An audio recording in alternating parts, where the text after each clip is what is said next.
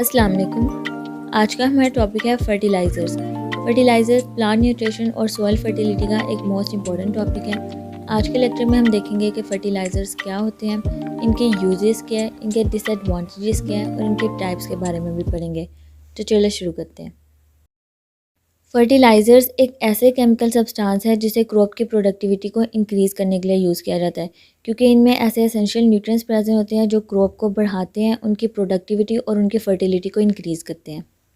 तो फर्टिलाइज़र्स एक ऐसे केमिकल सब्सटेंस है जिन्हें क्रॉप्स में डाला जाता है ताकि उनकी प्रोडक्टिविटी इंक्रीज़ हो सके।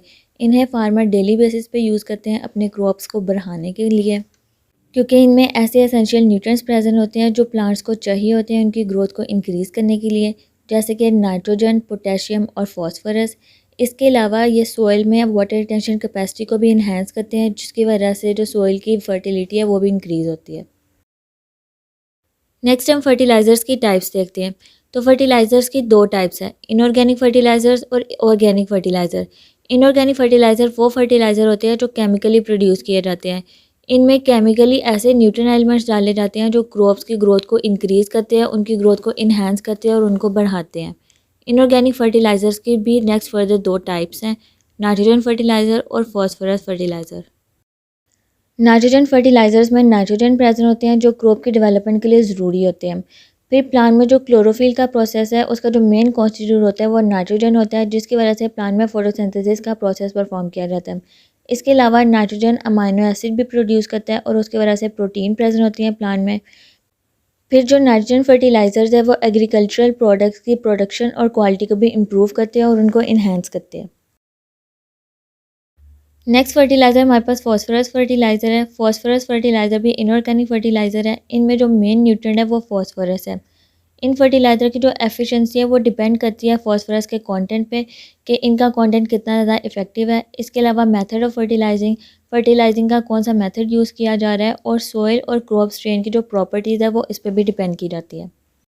फिर जो फॉस्फोरस है वो प्लांट में सेल के प्रोटोप्लाज्म में प्रेजेंट होते हैं और ये बहुत इंपॉर्टेंट रोल प्ले करते हैं सेल की ग्रोथ और उसकी प्रोलिफरेशन में। इसके अलावा फॉस्फोरस फर्टिलाइज़र बहुत ज़्यादा बेनिफिशियल होते हैं रूट्स की ग्रोथ के लिए। प्लांट में जो रूट्स प्रेजेंट होते हैं उनकी ग्रोथ के लिए फॉस्फोरस बहुत इंपॉर्टेंट रोल प्ले करते हैं। नेक्स्ट हमारे पास है organic fertilisers. Organic fertilisers natural fertilisers होते हैं जो हम प्लांट और एनिमल से लेते हैं। ऑर्गेनिक फर्टिलाइज़र्स सोइल को कार्बनिक कंपाउंड प्रोवाइड करते हैं जो कि प्लांट की ग्रोथ के लिए बहुत ज़्यादा एसेंशियल होते हैं। फिर जो ऑर्गेनिक फर्टिलाइज़र्स है वो सोइल में ऑर्गेनिक मैटर के कंटेंट को इंक्रीज़ करते हैं। इसके अलावा ये माइक्रो ऑर्गेनिज्म के रिप्रोडक्शन रेट को भी प्रमोट करते हैं और जो सोइल में फ़िज़िकल और केमिकल प्रॉपर्टीज़ होते हैं वो उनको भी चेंज करते हैं, जिसकी वजह से प्लांट की ग्रोथ होती है। इसके अलावा जो ऑर्गेनिक फर्टिलाइज़र्स हैं उनको ग्रीन फूड का मेन न्यूट्रिएंट समझा जाता है। जितनी भी वेजिटेबल्स वगैरह है वो ऑर्गेनिक फर्टिलाइज़र्स की वजह से ग्रो होती हैं। नेक्स्ट हम देखते हैं कि हम ऑर्गेनिक फर्टिलाइज़र्स को किन किन चीज़ों से ले सकते हैं। तो इसमें हमारे पास agriculture waste, livestock manure, industrial waste और म्यूनिसिपल स्लज आ जाते हैं। एग्रीकल्चर वेस्ट में हमारे पास वो सब वेस्ट आ जाता है जो एग्रीकल्चर में प्रेजेंट होते हैं, जैसे कि फ्रूट्स और वेजिटेबल्स का वेस्ट।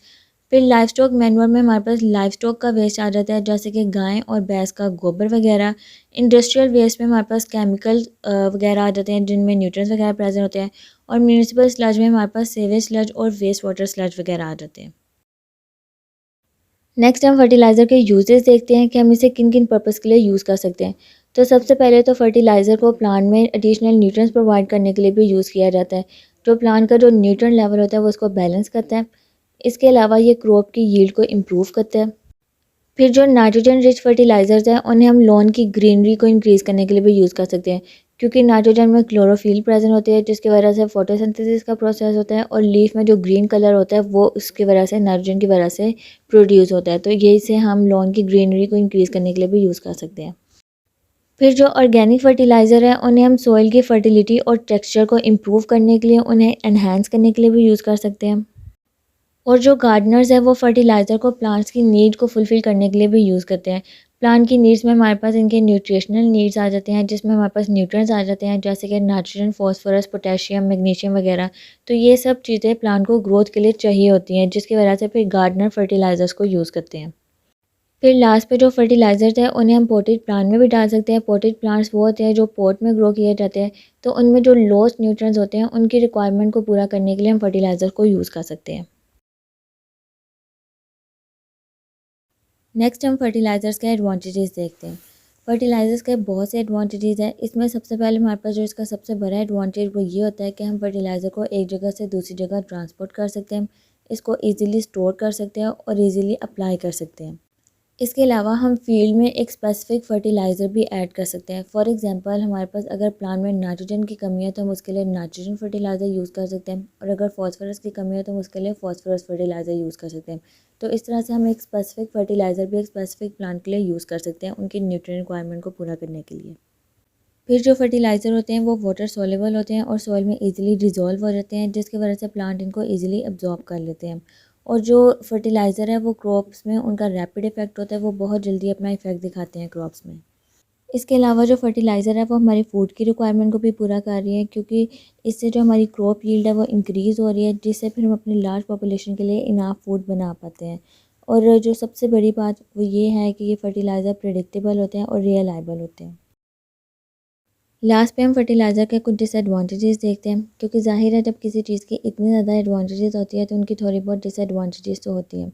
तो फर्टिलाइज़र की जो डिसएडवांटेज है वो ये है कि ये बहुत ज़्यादा एक्सपेंसिव होते हैं, जिसकी वजह से जो फूड है वो बहुत ज़्यादा प्रोड्यूस तो होता है लेकिन फिर वो एक्सपेंसिव होता है, उनकी प्राइजेस बढ़ जाती हैं।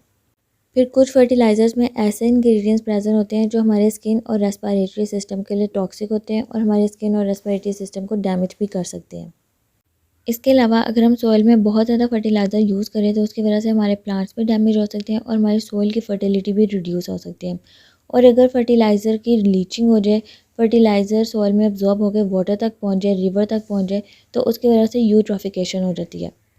यूट्रोफिकेशन में जो न्यूट्रिएंट का लेवल है वो वाटर में इंक्रीज़ हो जाता है, जिसकी वजह से प्लांट की ग्रोथ होती है। इसमें बेसिकली एल्गी की ग्रोथ बहुत ज़्यादा हो जाती है, जिसकी वजह से वाटर की क्वालिटी डिग्रेड हो जाती है। तो ये भी एक डिसएडवांटेज है। फिर अगर हम बहुत ज़्यादा टाइम के लिए फर्टिलाइज़र को यूज़ करेंगे तो उसकी वजह से जो सॉइल की माइक्रोबियल एक्टिविटी है वो भी रिड्यूस हो जाएगी और जो सॉइल का पीएच है वो भी डिस्टर्ब होगा। तो यहाँ तक था हमारा आज का टॉपिक। होपफुली आपको आज के लेक्चर की समझ आ गई होगी। आज के लेक्चर में हमने डिस्कस किया कि फ़र्टिलाइज़र्स क्या होते हैं, इनके यूजेस क्या हैं, इनकी टाइप्स क्या है, इनके एडवांटेजेस क्या है और इनके डिसएडवांटेजेस क्या है। अब हम एक दफ़ा रिवाइज़ कर लेते हैं। तो फर्टिलाइज़र्स के बारे में हमने पढ़ा कि ये एक ऐसे केमिकल सब्सटेंस है जो क्रॉप्स की प्रोडक्टिविटी को इंक्रीज़ करते हैं, क्योंकि इनमें ऐसे न्यूट्रिएंट्स प्रेजेंट होते हैं जो प्लांट की ग्रोथ को बढ़ाते हैं, जैसे कि नाइट्रोजन, पोटेशियम और फॉस्फोरस। इसके अलावा जो फर्टिलाइज़र्स है वो सॉइल की वाटर रिटेंशन कैपेसिटी को भी इंक्रीज़ करते हैं और उसकी फर्टिलिटी को भी इंक्रीज़ करते हैं। फिर हमने फर्टिलाइज़र्स की टाइप्स देखी, जिसमें हमारे पास इसकी दो टाइप्स थी, इनऑर्गेनिक फर्टिलाइज़र और ऑर्गेनिक फर्टिलाइज़र।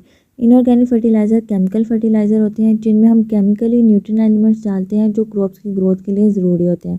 इनऑर्गेनिक फर्टिलाइज़र के हमने दो फर्दर टाइप्स देखी, नाइट्रोजन फर्टिलाइज़र और फॉस्फोरस फर्टिलाइज़र। फिर ऑर्गेनिक फर्टिलाइज़र में हमने देखा है कि ये नेचुरल फर्टिलाइज़र होते हैं जो हम नेचुरली प्लांट्स और एनिमल से लेते हैं। इनके एग्जांपल में हमने agriculture waste, industrial waste, municipal sludge और लाइवस्टॉक मैन्योर वगैरह पढ़े। फिर हमने फर्टिलाइज़र के यूजेस देखे कि हम फर्टिलाइज़र को प्लांट की जो न्यूट्रिएंट रिक्वायरमेंट है उनको पूरा करने के लिए यूज़ कर सकते हैं, क्रॉप को इम्प्रूव करने के लिए यूज़ कर सकते हैं, और जो हमारी लॉन्स में ग्रीनरी होती है उसके लिए हम नाइट्रोजन रिच फर्टिलाइज़र यूज़ कर सकते हैं। ऑर्गेनिक फर्टिलाइज़र जो होते हैं वो हमारे सॉइल के टेक्सचर और फर्टिलिटी को इम्प्रूव करते हैं। इसके अलावा हम फर्टिलाइज़र को प्लांट्स की न्यूट्रिशनल रिक्वायरमेंट को भी पूरा करने के लिए यूज़ कर सकते हैं। फिर लास्ट में हमने फर्टिलाइज़र के कुछ एडवांटेजेस और डिसएडवांटेजेस डिस्कस किए। तो ये था हमारा आज का टॉपिक। होपफुली आपको आज के लेक्चर की समझ आ गई होगी। काफ़ी स्टूडेंट मुझे काफ़ी टॉपिक्स की डिमांड कर रहे हैं, तो मैं आहिस्ता आहिस्ता सबकी वीडियोस बना रही हूँ। बस आपने थोड़ा सा वेट करना है, मुझे थोड़ा सा टाइम दें, मैं सबकी वीडियोस अपलोड कर दूँगी। बस आप मेरे लेक्चर्स को अपनी क्लास फेलोज़ के साथ शेयर कर दिया करें और मेरे चैनल को सब्सक्राइब कर दें। Thank you.